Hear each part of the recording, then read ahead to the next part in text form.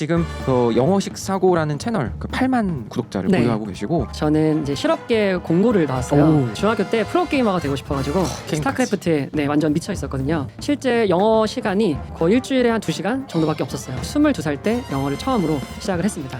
영어를 잘 가르치는 법과 영어를 잘 배우는 법을 덕질했어요. 그래가지고 제가 영어 강사여서 영어 실력이 부족하고 비전공자고 티칭 능력도 없는 상태였잖아요. 그런 것들을 제가 하나하나 영어로 된 자료들을 보기 시작을 한 거예요.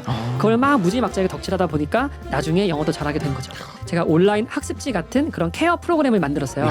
그게 영어식 사고 부트캠프거든요. 매달 엄청난 숫자가 그걸 수강하고 있다. 현재 약 300명 정도 분이 계속 매달? 함께 하고 있습니다. 네, 매달 하고 있죠. 중앙대학교에 강의까지 책들도 되게 많이 저자를 쓰셨어요. 네, 무려 지금 3권을. 네.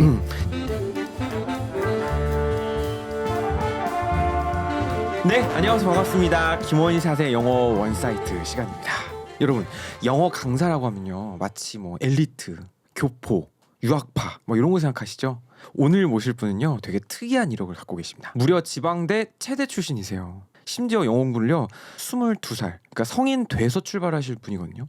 근데도 지금 엄청난 퍼포먼스를 보이시면서 많은 분들에게 특히나 영어식 사고를 알려주는 전도사로 활동하시는 분입니다. 어마어마하신 분을 모셨거든요. 7년차 베테랑 강사 러너블의 티처조 쌤 모셨습니다. 반갑습니다. 네, 반갑습니다. 안녕하세요. 러너블 티처조입니다. 네, 반갑습니다.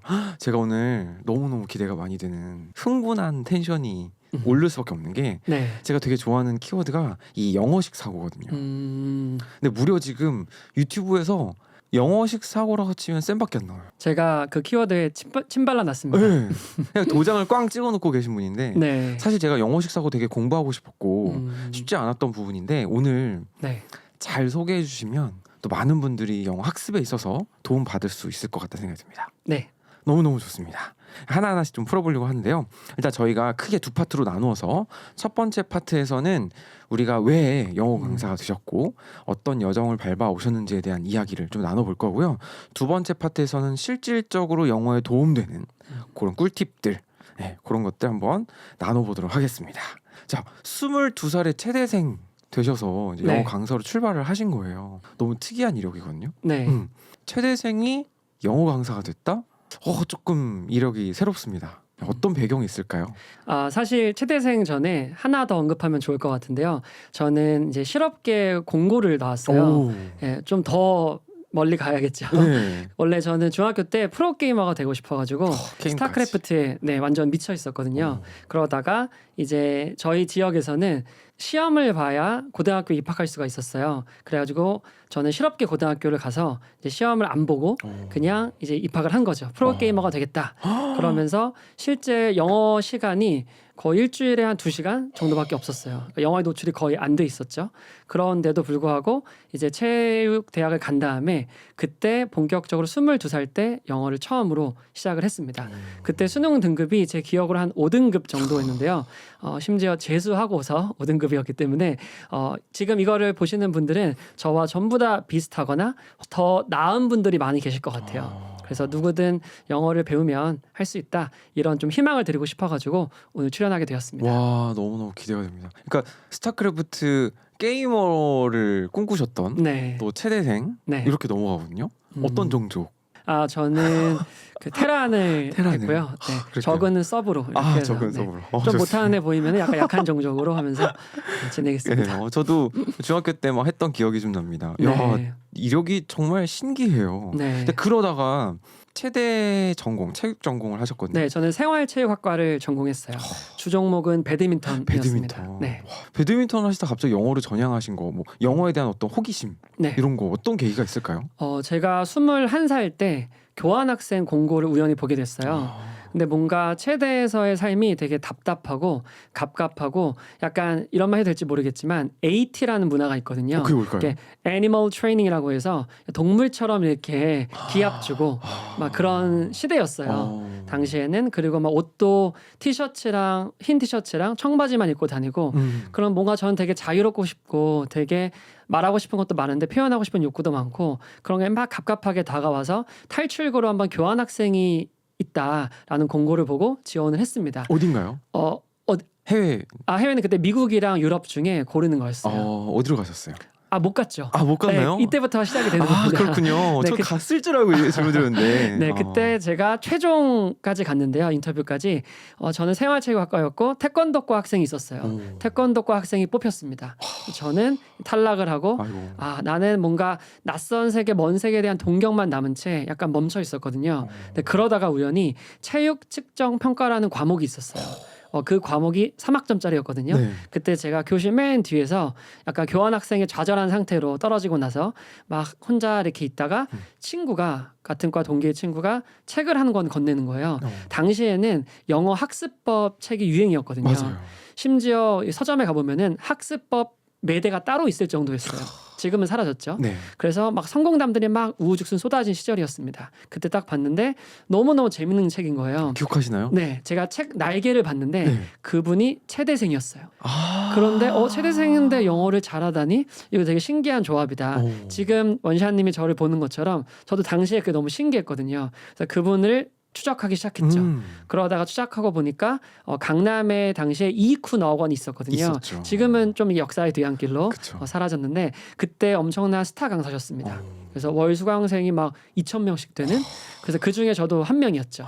그러다가 거기서 그 강사님이 자기 학원을 이제 차린다고 나오신 거예요. 그때 이제 100명 정도를 뽑는 시간이었어요. 그때 당시에는 뭐 태솔 같은 영어 강사 양성이었는데 저는 나이가 22살이었으니까 너무 어렸잖아요. 네. 그때 총 100명을 뽑았는데 제가 막내에서 그러니까 뒤에서 세 번째였어요.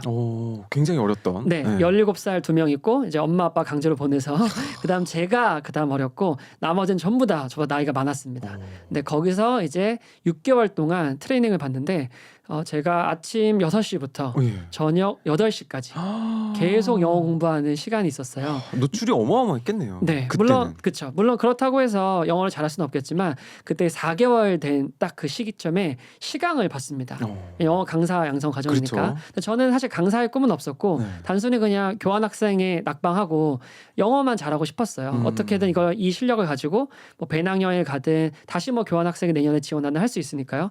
근데 그때 제가 100명에서 8명을 뽑았거든요. 네. 제가 그 중에 최종적으로 뽑혀서 당시에 제가 중앙대학교로 강의를 나가게 됩니다. 그러니까 교수 강의는 당연히 아니고 이제 학생복지위원회 같은 데서 그쵸. 지원하는 뭐 새벽 강의나 이제 저녁 강의가 있잖아요. 그때 처음 제가 데뷔를 하게 돼요. 먼저 제가 딱 든 생각은 우리 티처조 쌤의 그 에너지가 그리고 저는 사실 지금 체대생이라고 느껴지는 게 또 배드민턴 되게 잘 어울리시고 네. 탁구 잘 칠 것 같고 좋아합니다. 그쵸? 네, 구기 종목은 공 크기와 상관없이 너무 굉장히 좋아하죠. 잘하실 것 같아요. 네. 그래서 마치 그쪽으로 진출하셨어도 저는 올림픽에 나오셨을 법한. 제가 그 정도는 아니고요. 저도 그 감히. 느낌이 있거든요. 아마추어에서는 그 잘하는 편이었다. 네. 네. 에너지가 너무 좋고. 자, 그리고 지금 말씀하실 때 그 딕션과 텐션과 이런 것들이 네. 거의 쏙쏙 박히고 특히나 저 좀 놀라운 게 스토리텔링이 너무 완벽해요. 그래요? 네. 거의 빠져들고 있어요. 감사합니다. 그래서 이거를 이렇게 가다 보면 제가 오늘 날밤 새야 될 것 같아서 조금씩 저희가 쪼개서 아껴가면서 이야기를 한번 들어보도록 할게요. 너무 재밌어요. 저도 이쿠너 학원의 그 박코치 맞아요. 제가 수강생이었고 너무 놀랍게 뭐 팝송도 가르쳐 주시고 맞아요. 네, 프렌즈 그쵸? 그분 막 직접 막 연기도 하시면서 어마어마한 지금 퍼포먼스가 굉장히 좋으셨죠. 네, 그 에너지와 이런 것도 좋았고 그때 코치 쌤들 중에 막 돌아다니셨던 것 같아요. 그때 쌤이 계셨던 거예요. 그랬을 수 있을 것 같네요. 네. 너무너무 신기합니다. 그래서 영어를 그러면은 공고를 보고 해외 교환 학생이 떨어지고 네. 요게 계기가 돼서 나도 그러면 뭐 할 수 있을까 하다 보다가 우연찮게 서점에서 매대 보다가 이 쌤이 나랑 같은 경로 과정을 겪었네. 그래서 가셔서 지금 강사까지 가셔서 중앙대학교에 강의까지. 네. 야, 이거는 좀 어마어마한 반전의 드라마가 됐네요. 네. 처음 강의 나가셨을 때 어떠셨어요? 제가 항상 이 질문을 받으면 하는 말이 있는데요. 저는 영어를 잘하고 나서 영어 강사가 되지 않았고요. 영어 강사가 되고 나서 영어를 잘하게 됐어요. 지금은 상상할 수 없는 이제 시대였는데 당시에 제가 6명 앞에서 처음 강의를 했는데 한 5명 정도가 저보다 영어를 잘하는 것 같더라고요. 근데 다행히 이제 강사라는 직업은 수업 진도라는 게 있고 이 부분에서 제가 빠삭하게 준비를 하면은 다행히 그분들에게 도움을 줄 수 있잖아요. 그런 식으로 시작을 했습니다. 제가 처음에 이런 얘기를 다른 동료 강사분들이나 질문을 했는데 저기 이렇게 말하더라고요. 너 운동을 배울 때 그 사람이 나이가 많느냐 너보다 그 사람이 너보다 잘하는 거는 그 운동을 배우는 스킬을 잘하는 거다. 가르치는 능력은 당연히 다른 거다. 별개죠. 네, 별개라고 해서 그때 그 말이 좀 와닿아가지고 가르치는 거에 대한 고민을 굉장히 많이 했어요. 그러니까 수업 준비는 당연히 철저히 하고 혹시나 그 범위의 바깥의 질문을 하게 되면은 당연히 제가 모르겠다고 인정을 하고 다음 날 열심히 준비해서 당시에는 뭐 챗GPT 이런 게 있었겠습니까? 없죠. 뭐 구글도 흔하지 않은 네. 시절이어가지고 막 어떻게든 막 천리안 네이버 시대 지식 아닌가요? 그 정도는 아니고요. 유니텔 천리안 시절은 아니고 그래요? 네이버 지식인 시대였죠. 모스보 아닌가요? 아닙니다. 네. 그런 거 막 하고 막 동료 최대한 원어민 강사 막 물어보고 막 맛있는 거 사주면서 막 답변 얻고 그렇게 철저히 준비해서 답변해주고 그런 과정이 축적이 되면서 제가 영어 실력과 가르치는 실력이 동시에 차근차근 는 것 같아요. 맞아요. 뭐 서울대생이라고 다 똑똑하다고 가르치는 것과는 또 별개. 그렇죠. 맞아요. 그럴 수 있습니다. 야, 너무 좋네요. 그럼 그때 이제 비전공자로서 체대생으로서 티칭을 막 시작하셨던 거예요. 네. 그럼 분명히 당연하게 내가 영어를 그동안 쌓아놓은 게 없으니까. 네, 그러니까 발산할 게 많이 없단 말이죠. 그렇죠. 수렴을 해야 될 게 많이 채워놓으셔야 될 것 같다는 생각이 드는데 먼저 단어 이야기를 좀 해보고 싶습니다. 네. 단어 암기하는 것도 많이 하셨을 것 같고 네. 특히나 이 체대분들은 전 존경하는 게 운동하시는 분들은 굉장히 열심히 하시잖아요. 약간 무식하게 열심히 하죠. 근데 그 무식하게 열심히 한다는 것도 어려워요. 네, 저도 뭐 PT 끊어놓고 네, PT 때문에 어쩔 수 없이 나가지만 네. 매일 나가는 게 어렵거든요. 어렵죠. 근데 어쨌든 최대 그런 DNA를 갖고 계시다 보니까 네. 체육인으로서 영어 단어도 분명히 정말 꾸준히 열심히 하셨을 것 같은데 방법이 네. 어떻게 그냥 단순 암기였나요? 처음에 영어를 시작했을 때요. 네. 처음에 저는 단순 암기는 이제 할 수가 없었고 왜냐하면 이건 나중에 제가 사후에 해석을 해본 건데 단어라는 건 혹은 맥락이나 문맥이 있어야 되잖아요. 그렇죠. 근데 맥락이나 문맥은 두 문장부터 시작돼요. 한 문장에서는 존재할 수가 없습니다. 혹은 존재하더라도 오해의 여지가 많고 사람마다 해석의 여지가 다르거든요. 그럴 수 있죠. 그래서 항상 저는 두 문장짜리 예문 속에서 단어를 기억하고 외우려고 노력을 했던 것 같아요. 우리는 보통 단어 외울 때 그냥 단순히 develop 그러면 개발하다, develop 개발하다 막 깜지도 쓰고 그쵸. 이렇게 외우다가 네. 나중에 꺼내 쓰려고 하면 잘 안 나오잖아요. 네. 근데 말씀하신 대로 문장 안에서 외우면 네. 전후 관계에 뭐가 있고 그렇죠. 예, 이렇게 쓰이는구나, 짝꿍 단어는 뭐가 다니는구나가 보이니까 맞아요. 이런 맥락일까요? 네, 단순히 방금 말씀하신 대로 develop 같은 것들이 개발하다라고 외우잖아요. 그렇죠. 근데 원어민들은 develop a habit 이런 거 많이 쓰거든요. 맞아요. 습관을 들이는 것도 당연히 조금 딱딱한 말이긴 하지만 그렇게도 훨씬 많이 쓰게 되고 같이 말했던 것처럼 짝꿍 단어나 주변 단어. 그래서 한 단어를 저는 최소한 20번 정도는 만나봐야 된다라고 말하거든요. 근데 그 20번이 한쪽 방향으로 만나면 안 돼요. 그럼요. 그러니까 책 한 권에서 외우는 게 아니라 네. 팟캐스트에서 develop도 만나야 되고 원서에서도 만나야 되고 원어민 친구와 대화할 때도 만나야 되고 뉴스에서도 만나야 되고 되게 입체적으로 이 단어를 만난 횟수를 늘려야 되는 거죠. 되게 좋은 인사이트네요. 막 예를 들어가지고 제가 원샷을 만약에 오늘 처음 만났다고 가정해봤을 때 대뜸 혹시 주민등록번호가 어떻게 되세요? 그럼 난감하죠. 난감하죠. 네. 어디 사는 주소가 어떻게 되세요? 그렇게 못 물어보잖아요. 그렇죠. 저도 그게 마치 비유적으로 설명해 보면은 그 단어와 내가 친해지려면은 한 번 봐서는 그 말을 내가 꺼냈을 수 없다. 바로 주민등록번호를 물어볼 수 없다. 이런 것 마냥 정말 오래 이 사람은 이 단어와 추억도 쌓아야 되고 이 단어와 함께 막 뭐 몸과 마음도 비벼봐야 되고 그런 시간을 좀 쌓아 나가야지만 이 단어가 내 입에서 나오는 것 같아요. 그리고 이 단어의 뜻이 잘 아시겠지만 여러 의미가 있잖아요. 그렇죠. 디벨롭 하나가 뭐 개발하다만 있는 게 아니니까요. 근데 그러려면은 다양한 상황에서 만날 수밖에 없는 거죠. 제가 하나만 더 네. 첨언해도 될까요? 네. 그 단어 외울 때 또 팁을 드리면은 단어를 외울 때는 항상 간격을 두고 외워야 되고요. 간격. 우연히 만나야 됩니다. 우연히. 왜 이게 중요하냐면 예를 들어 요즘에는 너무 뭐 챗GPT가 많이 있으니까 챗GPT에 디벨롭을 넣어봅니다. 그러면 이 단어로 예문 20개 만들어줘. 그럼 끝나잖아요. 그렇죠. 한 자리에서 만나면 그게 내 머릿속에 남지 않더라고요. 맞아요. 그래서 간격을 두고 만나야 되고 한 자리가 아니라 우연히 예상치 못한 상황에서 만나야지만이 그게 진짜 내 의미가 되는 것 같아요. 단어 하나 여쭤봤을 뿐인데 뭐 지금 엄청난 인사이트를 쏟아주셔가지고 오늘 아낌없이 풀도록 정말 하겠습니다. 받아 적어야 돼요 정말. 그러니까 우린 단순히 그냥 단어가 귀찮으니까 또 그런 것 같아요. 네. 단순히 그냥 영한사전 특히나 찾아가지고 네. 디벨롭 개발하다 이렇게만 외우고 나니까 나중에 꺼내 써먹기는커녕 모르죠. 그쵸. 네, 소리도 모르고. 근데 네. 말씀하셨던 대로 우연히 만나고 다채롭게 만나고 간격을 두고 만나고 하면 야 되게 전략적으로 만나는 거예요. 네.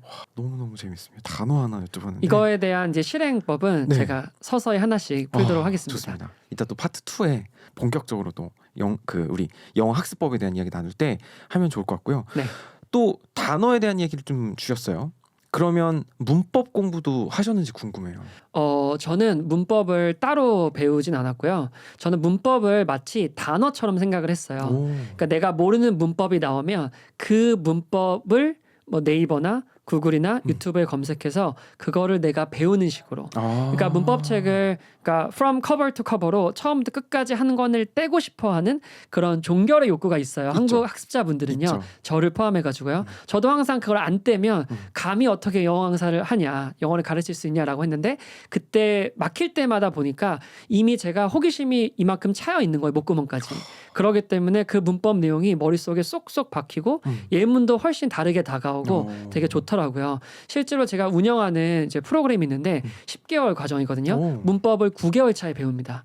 너무 늦게 신기하죠. 배우네요. 네. 네. 왜냐하면 저는 먼저 영어의 뭐 구조나 규칙이나 패턴 같은 것들 익숙해진 다음에 나중에 뭐 귀납법적으로 이게 이래서 이런 거구나라는 것들을 깨닫는 게 더 중요한 것 같아요. 왜냐하면 영어를 처음 배울 때 어와 더의 차이를 공부하면서까지 그러면 영어는 공부처럼 느껴지거든요. 그렇죠. 어렵죠. 네, 뭔가 언어로 다가오지 않고 소통의 도구로 다가오지 않고 그 나중에 뺐더니 오히려 퍼즐 조각이 맞춰지면서 수강생분들이 더 만족도도 높고 훨씬 더 문법에 대해서 오해도 벗겨내고 영어를 재미있게 접하시더라고요.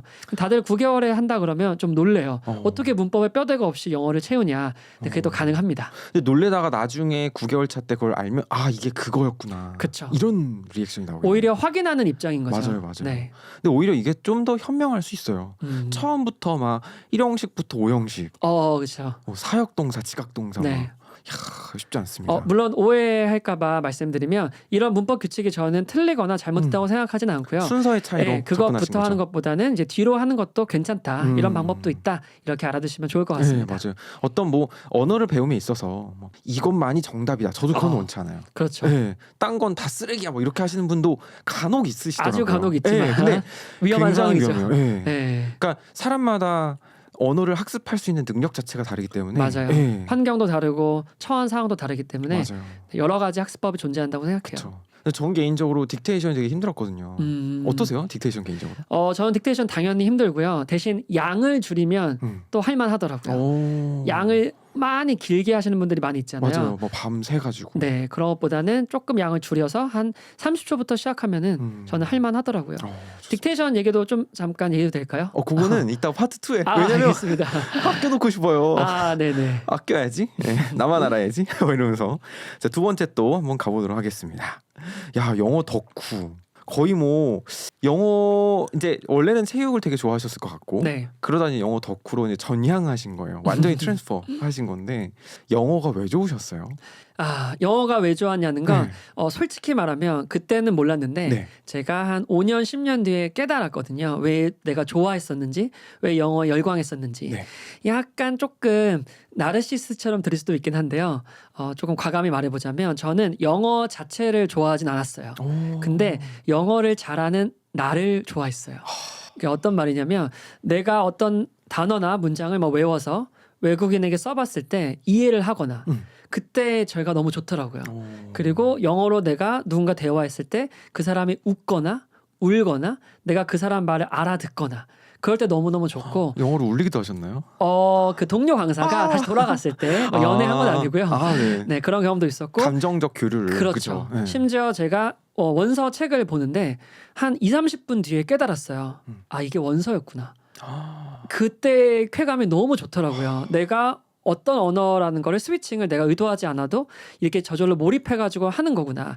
이렇게 영어를 잘하는 나의 여러 가지 조각들을 모아다 보니 내가 영어를 이래서 좋아했구나라는 걸 좀 사후적으로 깨닫게 됐어요.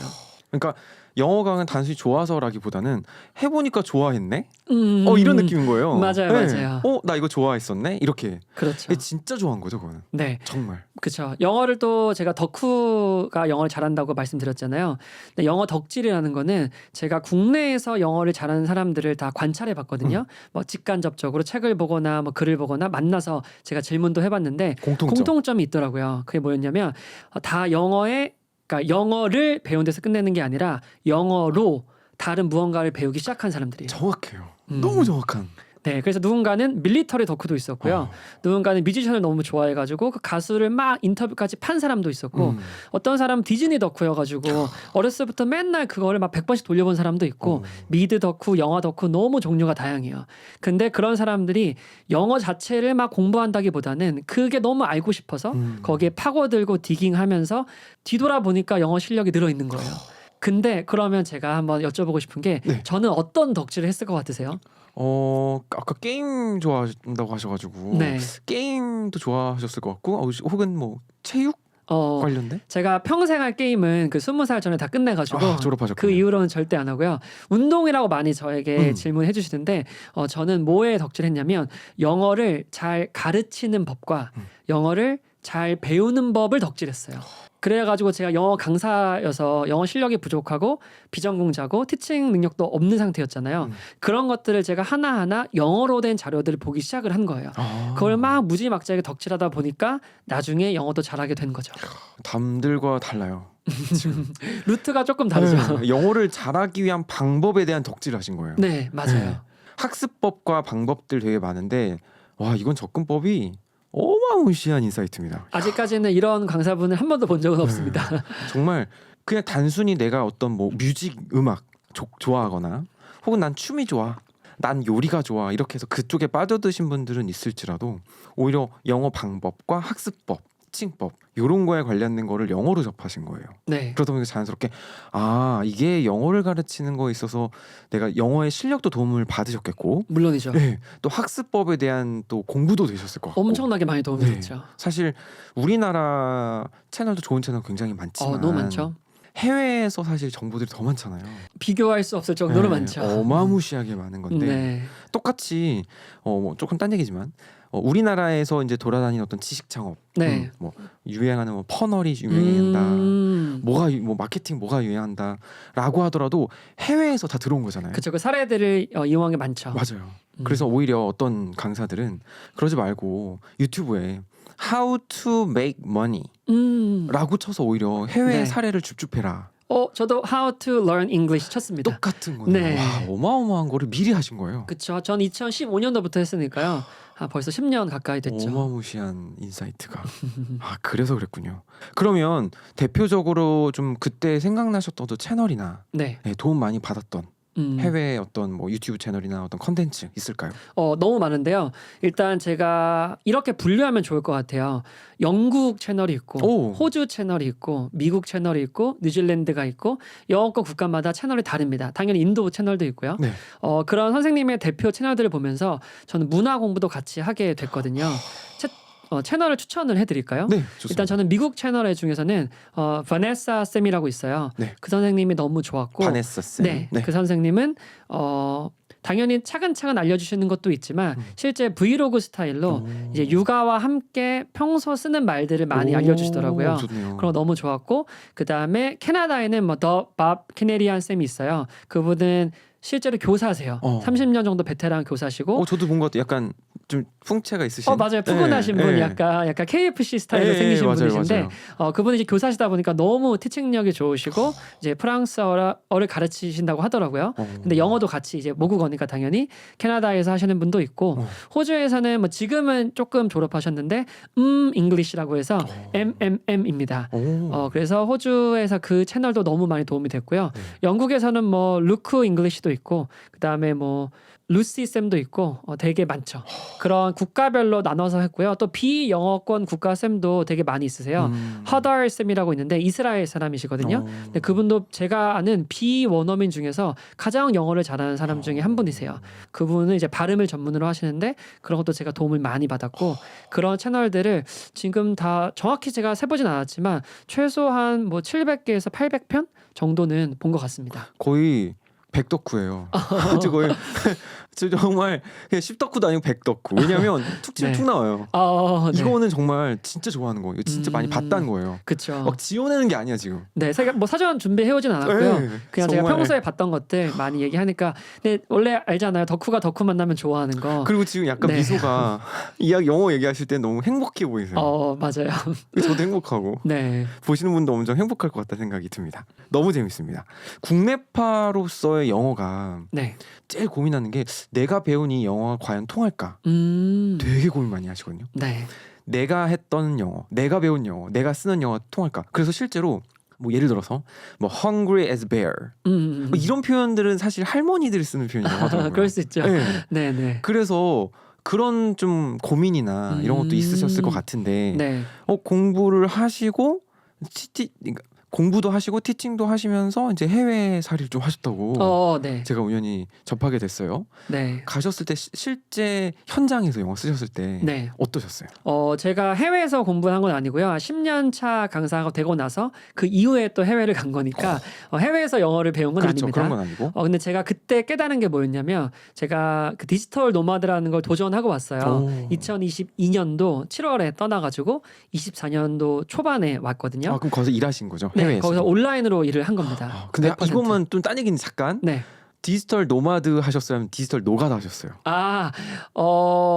퇴근하고는 노마드였고요. 노마드였고 퇴근 전엔 노가다였죠. 좋습니다. 네. 그건 당연히 거짓말할 수 없습니다. 맞아요. 그때 제가 깨달은 게 뭐냐면 영어권 국가와 비영어권 국가를 전부 다 같이 돌아다녔어요. 영어권 국가는 호주에서 한 3개월 정도 있었고 네. 비영어권 국가는 이제 동남아시아 국가들이랑 뭐 발리, 뭐 베트남, 뭐 말레이시아, 뭐 태국, 뭐 인도네시아 이런 데 돌아다녔고 유럽에서도 뭐 폴란드나 그다음 그 헝가리, 뭐 체코 이런 데 많이 돌아다녔거든요. 그러면서 느낀 게 뭐냐면 전부 다 영어만 썼죠. 네. 그때 느낀 게 전 세계에서 가장 많이 쓰는 언어가 뭘 것 같으세요? 영어 아닐까요? 보통은 이제 중국어가 네. 인구가 많고 스페인어가 또 인구가 많으니까 네. 영어 이렇게 생각하거든요. 네. 근데 제가 정의를 바꿨습니다. 이건 그냥 제가 만든 말인데 네. 전 세계에서 가장 많이 쓰는 언어는 비영어권 국가 사람들이 쓰는 영어예요. 뒤통수를 한국인도 맞았어요. 영어를 많이 쓰고 동남아시아 사람들 영어 되게 많이 쓰고요. 유럽 사람들 거의 다 쓰겠죠. 네. 근데 그게 잘하고 못하고를 떠나서 그걸로 소통이 되는 거죠. 저도 에어비앤비를 할 때도 꼭 원어민이 아닌 분이 훨씬 많았어요. 그쵸. 한 90%가 비원어민이었으니까. 예를 들어서 말레이시아에서 제가 에어비앤비 했을 때는 독일 사람이 이제 호스트여가지고 독일 사람과 영어로 대화를 했고 뭐 폴란드에서는 폴란드 사람과 영어로 소통을 했고 근데 그러면서 전부 다 소통이 잘 됐고 아무런 언어의 장벽이 없었습니다. 그 영어라는 매개체 하나로 그냥 의사소통이 다 되는. 그렇죠. 우리가 정답을 찾는 영어, 교과서에서 배우는 영어라고 하면은 이제 정답과 오답이라는 이분법적으로 영어를 보게 돼요. 맞아요. 근데 실제로 제가 해외에서 한 2년 정도 영어를 구사하고 오니 그렇게 생각하는 사람은 정말 단 한 명도 없습니다. 그렇죠. 틀렸어. 아니야. 이거 하지 않죠. 그렇죠. 네. 누가 무례하게 거기서 틀렸다고 지적을 그렇죠. 해주나요? 게다가 제가 그때 미국 사람에게 들은 얘기거든요. 호주에서 미국 사람 우연히 만나가지고 언어에 대한 이야기를 하다가 들었는데 그렇게 말하더라고요. 영어가 모국어인 사람들은 영어가 전 세계 공용어로 쓰고 있잖아요. 그쵸. 소통의 도구로 되게 편리하죠. 그렇기 때문에 서로 비원어민이 쓰는 영어를 평가하지 않기로 해라고 암묵적으로 약속이 깔려 있대요. 왜냐하면 너무 감사한 일이잖아요. 예를 들어서 한국에서 한국어로 나에게 말을 걸어주면 외국인이 저 입장에 너무 감사하지 않을까요? 그렇죠. 거기다 지적할 이유가 전혀 없죠. 맞아요. 그런 것 마냥 영어를 모국어로 쓰는 사람들에게는 서로 지적하지 않는 문화가 이미 깔려 있다고 합니다. 기저에 깔려 있군요. 워낙 이민자들 많이 받고 그렇게 산업이 발달해 있고 그렇게 소통을 하면 지내는 거니까요. 왜냐하면 더 이상 호주 같은 경우도 예를 들어서 영어권 국가지만 그냥 아시아계 사람들이 마이너리티가 아니거든요. 소수자가 아니라 그냥 거기서 다 이뤄내는 사람들이에요. 이루고 그렇죠. 사는 사람들. 그렇기 때문에 그런 것들이 다 사라진 것 같아요.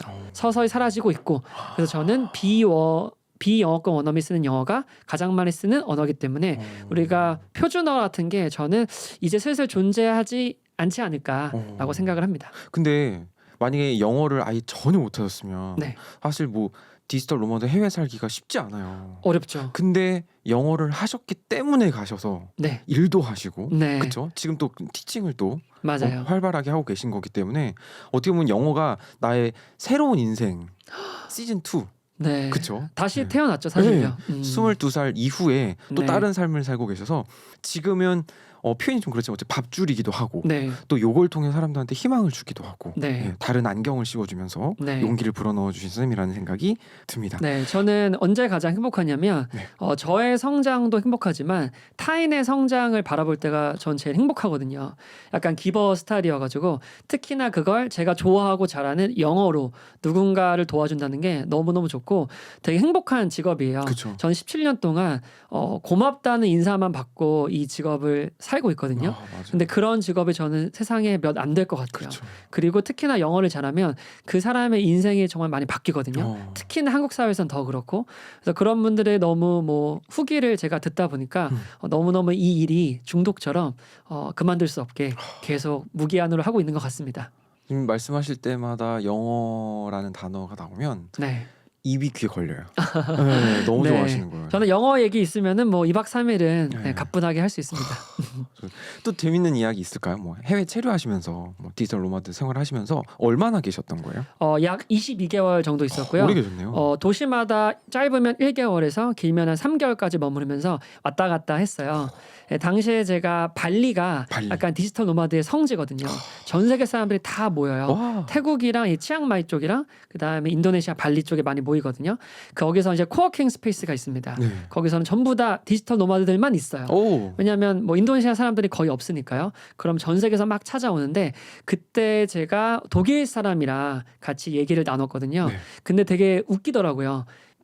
인도네시아 발리에서 일본계 독일 사람과 네. 한국인이 영어로 서로 비즈니스에 대해서 얘기를 막 2시간 동안 나누는데 그 영어가 아니면 할 수 없는 것들이잖아요. 그렇죠. 네, 그리고 저의 이제 사업에 대해서도 얘기하고 거기서 그 사람이 생각하는 것도 조언도 해주고 오. 그러다가 우연히 제가 독일에 또 갔거든요. 네. 그 체코에 머물렀을 때 드레스덴이라고 해서 버스로 2시간이면 가거든요. 크리스마스 마켓이 있어가지고 거기 갔어요. 네. 그때 그 친구에게 연락을 해가지고 좀 거기에서 좋은 이제 맛집이나 네. 꼭 가야 될 것들도 얘기를 듣고 이런 식으로 서로 연락하시는 분도 뭐 많지는 않지만 그때 만난 인연들이 있습니다. 저는 학생도 그거를 드셨나요? 네? 학생?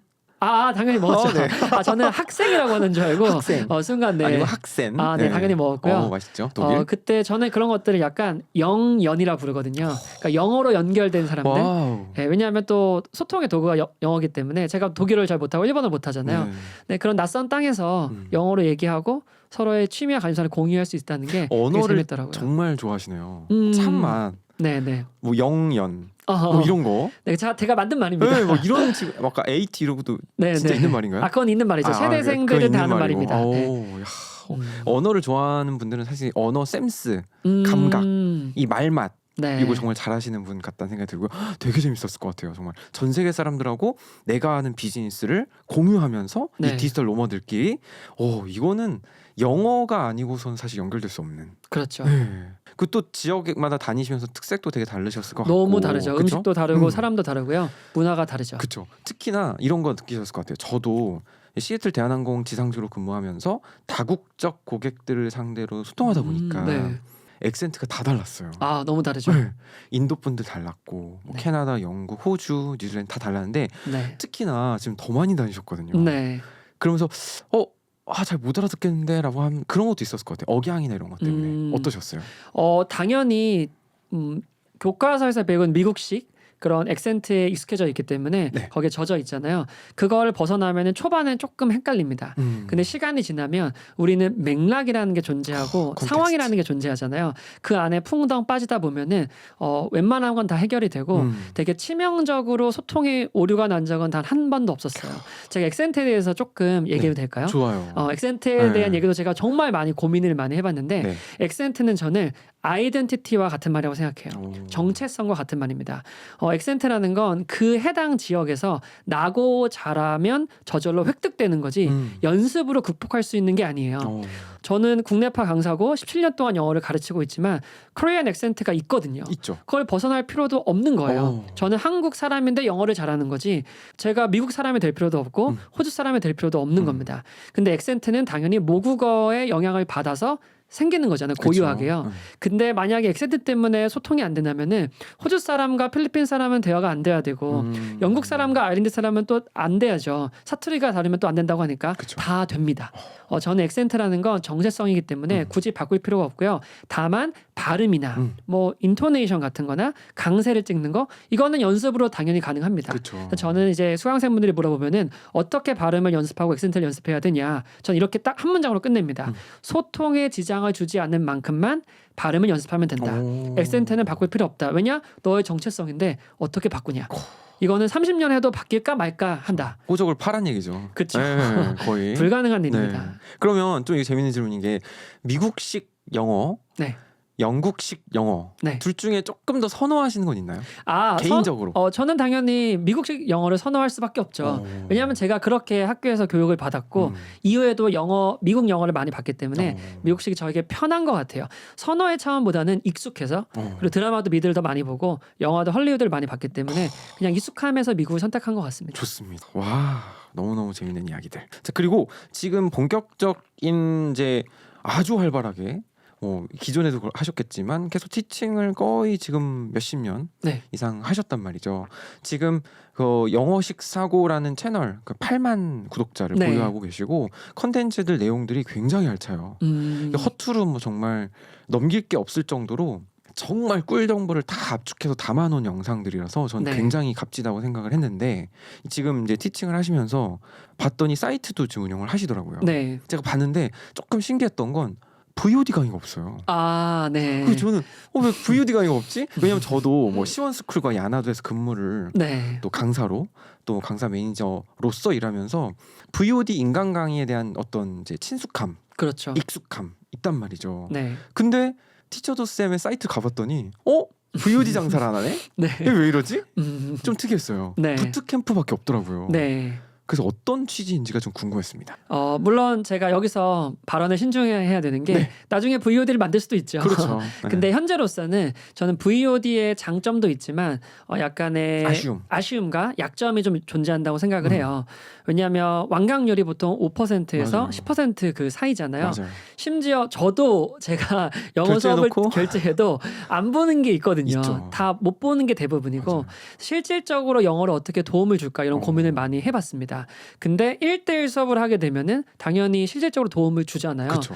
그럼 제가 고민했던 게 어떻게 1대1 같은 느낌을 주면서도 심지어 이거를 오프라인 같은 느낌을 주면서도 온라인으로 여러 사람들에게 도움을 줄 수 있을까라는 고민을 해서 제가 온라인 학습지 같은 그런 케어 프로그램을 만들었어요. 야. 그게 영어식 사고 부트캠프거든요. 네. 근데 그게 요즘처럼 유행이어서 한 게 아니고요. 제가 코로나 조금 전에 시작을 했어요. 2019년도 20년부터 이거를 시작을 해가지고요. 예. 그렇게 해서 운영을 하고 있습니다. 근데요 매달 엄청난 숫자가 그거를 수강하고 있다. 현재 약 300명 정도분이 계속 매달. 함께 하고 있습니다. 네, 매달 하고 있죠. 와 이게 어떻게 해야 돼요? 신청하려면 따로 신청은 기간이 있나요? 네. 그 저희가 월 말에 한 셋째 주 때 받고요. 네. 보통 대기 리스트가 지금 기준으로는 한 100명 정도 항상 계세요. 못 들어가요 그러면? 선착순으로 들어오셔야 되죠. 와우. 그래서 한 35명에서 한 45명 사이로 저희 기수별로 모집을 하고 있고요. 네, 그때 또 정원제네요. 네, 항상 기수 인원을 조절하는 이유는 퀄리티 체크라고 하죠. 그걸 퀄리티 컨트롤이라고 하죠. 그걸 조절해야 되기 때문에 또 저희가 또 인력의 한계도 있고요. 그래서 한 명 한 명 전부 다 꼼꼼하게 봐드리고 원어민 티처의 피드백도 제공하고 있고 여러 가지 라이브 수업이 있긴 합니다. 당연히 네. 그런 것도 많이 하기 때문에 그런 식으로 모집을 하고 있어요. 완벽해요. 네, 제가 좋아하는 스타일입니다. 개인적으로. 야 그러면 정말 제가 생각했을 때는 강의를 위한 강의를 찍지 않겠다. 네, 네, 정말 실질적으로 학습자들에게 도움되는 네, 케어를 위한 학습자의 성장을 위한 것들을 설계를 하셨던 거예요. 왜냐하면 네. 국내파였기 때문에 가능하셨던 것 같아요. 사실 이 모든 프로그램은 저의 시행착오의 결정체라고 해도 과언이 아니에요. 왜냐하면 제가 강의만으로 당연히 도움은 받지만 그쵸. 강의만 가지고 영어 실력은 안 늘고 혼자 내가 영어에 투자한 시간이 쌓여야 되거든요. 그 순수 시간이요. 근데 그 순수 시간을 쌓기 위해서 만들어봤고 임계치. 그렇죠. 그리고 항상 한국 학습자분들은 인풋의 세계에 좀 많이 갇혀 있잖아요. 맞아요. 인풋 너무너무 중요합니다. 인풋을 안 하는 건 아니지만 인풋만 하시는 분들이 있어요. 왜냐하면 거기에가 안락하잖아요. 예, 그냥 수동적으로 공부할 그렇죠. 수도 있고요. 네. 그래서 어떻게든 데이 원부터 이 프로그램에서는 아웃풋을 강제합니다. 예를 들어서 영어 일기를 매일매일 써야 되는데요. 오. 이렇게 프레임을 제가 바꿔놨어요. 네. 영어 일기는 맞게 쓰는 게 아니라 쓰는 게 목적이다. 그래서 한 단어라도 한 문장이라도 내가 데이 원부터 아웃풋을 하는 경험을 해보는 거예요. 그렇게 되면 10개월 되잖아요. 한 문장 썼던 사람이 한 20문장씩 써서 수료를 하게 되거든요. 근데 그러면서 자기는 이 변화를 체감하지 못해요.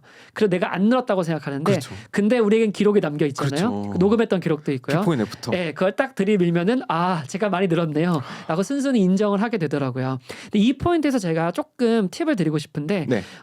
이 영상을 보시는 분이 영어를 많이 공부했지만 영어가 안 느는 것 같다 하시는 분들이 많을 것 같아요. 그렇죠. 근데 그게 왜 그러냐면 제가 영어 강사를 오래 했을 때 한창 많이 했을 때 한 30-40명 정도의 반을 관리했거든요. 오프라인 학원에서요. 이제 그분과 1대1 상담을 최소 2번 이상을 하게 됐어요. 그럼 정말 많이 한 거죠. 거의 100번 가까이 하게 된 그렇죠. 겁니다. 근데 제가 상담을 할 때마다 공통적으로 그 학생분들이 저에게 말하는 거예요. 뭐라고 하냐면 옆 사람은 는 것 같은데 나는 안 는 것 같다. 비교. 예, 그 전부 다 40명이 단 한 명이 외도 없이 그렇게 하는 거예요. 근데 그러면 다 누가 늘었나요 도대체? 그 40명 중에서요. 근데 그때 제가 깨닫는 게 뭐냐면 당연히 비교 때문에 그런 상대적으로 안 내는 것 같은 느낌도 당연히 들지만 바로 이거였어요. 비밀이요. 내가 이게 화면에 보일지 모르겠지만 이게 영어의 기대치예요. 그러면 이게 실력입니다. 이거 쭉 따라 올라가잖아요. 근데 기대치가 올라가. 도망갑니다. 왜냐하면 내가 영어 머리가 큰 거죠. 또 잘하게 되잖아요. 그럼 또 기대치도 올라갑니다. 그럼 이 틈의 이 갭은 좁혀지지가 않는 거예요. 그렇죠. 그러면서 실질적으로 내가 객관적으로 늘었음에도 불구하고 객관적으로 스스로 판단이 안 되는 거죠.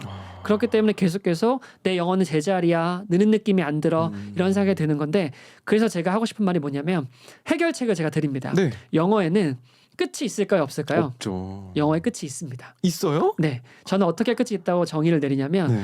영어는 내가 필요한 만큼만 하면 그게 끝이라고 생각해요. 영어란 언어 자체, 학문의 자체는 끝은 당연히 없죠. 근데 만약에 내 목표가 65살이에요, 제가. 나는 여행을 가서 여행으로 물건 사는 거랑 같이 투어했을 때 외국인이랑 한두 마디 스몰 토크 섞는 거 그 정도가 목표라고 하면은 끝이 당연히 있죠.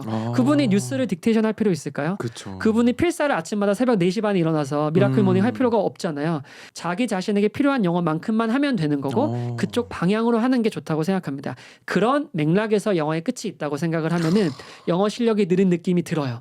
그리고 그냥 공부에 중독이 되지 않고 학원이나 강의에 중독되지 않고 내가 원하는 만큼만 하고 완료하게 됩니다. 지금 거의 저를 들었다 놨다 하시는데. 아 그래요?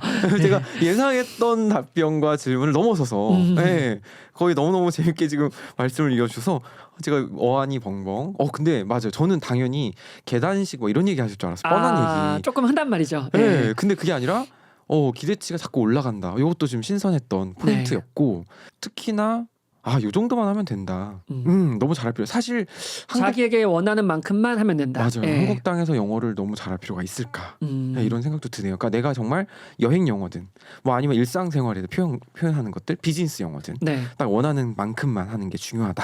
이런 생각을 전달해 주셨습니다. 기대가 되고 너무너무 재밌는 이야기들. 일단 책들도 되게 많이 저서를 쓰셨어요. 네. 무려 지금 3권을. 네. 영어 강사나 어떤 강사 브랜딩 포지션에 있어서 이 저서가 있다 없다 차이도 엄청 크다고 저는 생각을 하는데 중요하죠. 예, 그걸 떠나서 네. 일단 영어책을 국내파가 쓰기가 쉽지가 않습니다. 아무리 챗 GPT가 있고 AI가 있다고 하지만 네. 제가 봤을 때 지금 책 내셨던 그 책 3권은 네. 거의 나의 집념과 노력의 결정체라고 보여지는데 어떤 책 쓰셨을까요? 제가 사실 여기서 다 공개할 수는 없지만 저는 10권의 리스트를 제가 만들어 놨어요. 앞으로 이미. 내가 커리어에서 1년에 한 권이 될 수도 있고 많게는 2권이 될 수도 있고 아니면 2년에 한 권이 될 수도 있겠죠. 시기는 정확히 모르지만 나는 10권을 쓰겠다라고 제가 스스로 약속을 해놨고 그 계획들을 하나하나 해결해 가고 있는 겁니다. 근데 그 10권이 변하지 않는 영어 콘텐츠를 쓰고 싶었어요. 그러니까 되게 클래식한 거죠. 네. 유행을 따라가지 않고 예를 들어 전 첫 번째 책이 동사거든요. 동사는 유행이 없습니다. 그렇죠. 동사가 변하지 않거든요. 두 번째 책은 구동사입니다. 구동사도 변하지 않죠. 그렇죠. 구동사라는 거는 동사와 전치사 부사의 조합으로 낸 거죠. 그다음 세 번째 책은 이번에 영어식 사고거든요. 영어식 사고도 변하지 않습니다. 이런 식으로 제가 4, 5, 6, 7, 8, 9를 쭉쭉 쓸 생각인데요. 제가 하나 조금 오해하실까봐 말씀을 드리면 저는 이 책을 혼자 쓰지 않았어요. 저는 미국 원어민 티처와 협업을 해서 같이 썼거든요. 네. 그 이유가 뭐냐면 제가 혼자 다 쓰게 되면은 당연히 저의 만족도는 올라가겠지만 저는 그게 실질적으로 이 책을 읽는 독자나 수강생분들에게 도움이 될까라는 질문을 끊임없이 했거든요. 저에게 온전히 제가 100% 쓰지 않더라도 다른 분에게 도움을 줄 수 있다면 당연히 써야 되는 거다라고 그렇죠. 생각을 했거든요. 예를 들어 저희가 지금 여기서 촬영을 하고 있지만 이 스튜디오를 원샷님이 소유하고 계신 게 아니잖아요. 그렇죠. 도움을 받는 거죠. 네. 마찬가지로 저도 그렇게 생각해서 저와 합이 잘 맞는 교육관이 결이 맞는 그런 분을 같이 제가 함께 작업을 해가지고요. 공동 작업을 한 거고요. 그래서 이렇게 좋은 퀄리티 책들을 쓰게 됐고 다행히도 많은 분들이 사랑해 주셔서 세 권 다 교보문고 베스트셀러에도 올랐고 실질적으로 많이 판매 부수도 올라가고 있어서요. 여러 출판사에서 러브콜이 쏟아지는 상황입니다. 그 인쇄도 나눠 갔나요?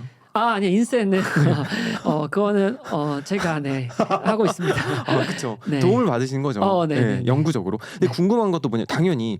근데 또 이제 정말 좋은 포인트였던 게 일단은 국내파만 할 수 있는 관점이 있다라는 거죠. 참고로 기획은 제가 거의 많이 하죠. 그렇죠. 거의 90% 기획은 제가 합니다. 왜냐하면 기본적인 컨셉에 대한 부분은 저자인 우리 티처 조 쌤께서 기본적인 설계를 하시고 국내파가 어려워하는 포인트들이 다 들어가 있어요. 그렇죠. 그게 가장 중요한 거고. 저의 시행착오의 모음집이죠, 사실요. 결국에 이제 원어민 쌤들은 검수라든지, 그렇죠, 중요한 포인트들, 맞아요. 뭐 오류들 점검해 주시고 도움을 또 주셨다는 이런 얘기를 해 주셨습니다. 그래서 지금 티처 가장 따끈따끈한 책이죠.